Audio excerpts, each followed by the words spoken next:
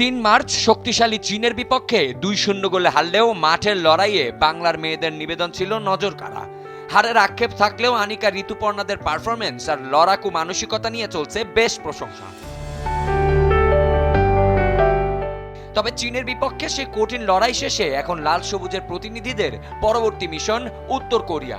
সেই লক্ষ্যেই সিডনির জুবিলি স্টেডিয়ামে ২ ভাগে বিভক্ত হয়ে রিকভারি সেশন সেরেছে পিটার বাটলারের শিষ্যরা।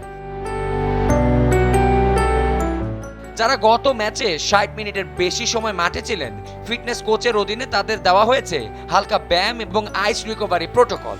আর যারা কম সময় খেলেছেন তাদের নিয়ে আলাদা ড্রিল সেশন ছেড়েছেন হেড কোচ পিটার বাটলার। তবে মাঠের ক্লান্তি কাটাতে আজ কোনো জিম সেশন রাখা হয়নি, বরং মানসিক সতেজতার জন্য সিডনি অপেরা হাউস এবং রয়্যাল বোটানিক গার্ডেনে ঘুরে বেরিয়েছেন ফুটবলাররা। আগের ম্যাচের সবচেয়ে বড় চমক ছিল গোলরক্ষক মিলি আক্তারের পারফরমেন্স। তাকে নিয়ে দলের পরিকল্পনা অনেক আগে থেকেই, জানান গোলকিপার কোচ মাসুদ আহমদ। আসলে মিলিকে নিয়ে আমাদের প্ল্যান আরও 2 মাস আগে থেকে, আমরা চায়নার এগেনস্টে মিলিকে দিয়ে স্টার্ট করব, এইটার প্ল্যান আমরা আরও 2 মাস আগে থেকে হেড কোচের সাথে কথা বলে আমরা সেট করেছি। এবং ডিউরিং উমেন্স লিগ, আমাদের ডোমেস্টিক উমেন্স লিগ এবং আমার ট্রেনিং সেশনগুলোতে আমরা ওইভাবেই কাজ করেছি চীনের স্ট্রং পয়েন্টগুলো নিয়ে, যেখানে আমরা মিলির হাইটটাকে কাজে লাগাতে পারি এবং মিলি প্রুফ করছে শি ক্যান প্লে। দলে বড় কোনো ইনজুরি না থাকাটা এখন বাংলাদেশের জন্য বড় স্বস্তির খবর।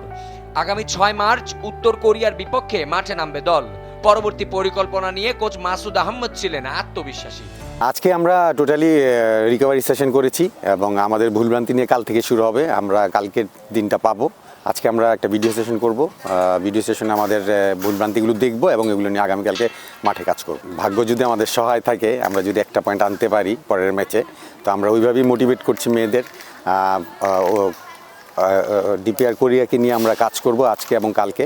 আমরা ভিডিও সেশন করব, তারপর মাঠে প্র্যাকটিস ট্রেনিং সেশন করব। দেন ইনশাল্লাহ আই হোপ মেয়েরা ভালো করবে। চীনের বিপক্ষে হারের ক্ষত ভুলে এবার লক্ষ্য কেবলই উত্তর কোরিয়া। র্যাঙ্কিংয়ের পার্থক্য কিংবা শক্তির বিচারে পিছিয়ে থাকলেও গত ম্যাচে বাংলার মেয়েরা যা সাহস দেখিয়েছে তা নতুন করে স্বপ্ন দেখাচ্ছে এদেশের ফুটবল প্রেমীদের। এখন কেবল অপেক্ষার পালা আগামী ৬ মার্চে। সেদিন হয়তো শক্তিশালী উত্তর কোরিয়ার বিপক্ষে আবারও নতুন কোনো চমক উপহার দেবে লাল সবুজের প্রতিনিধিরা। আবিয়াজ ইত্তেসাম, সময়ের আলো।